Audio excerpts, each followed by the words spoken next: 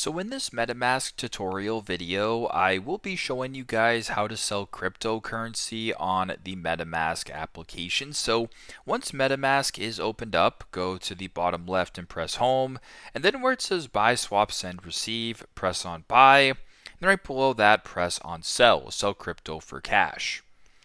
Once you're on this page, you can go ahead and select your account. So in this case, I have account 1 or 2.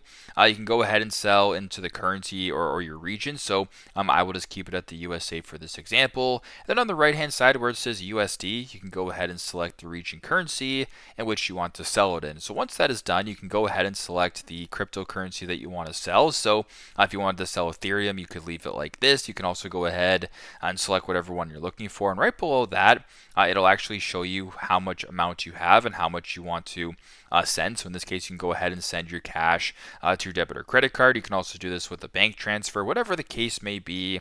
Go ahead and do that. Once that is all done, go to the bottom, press on get quotes, and proceed that way with the transaction. So pretty simple, pretty straightforward. That is how to sell crypto on MetaMask. Thanks again for watching, and I hope this video helps.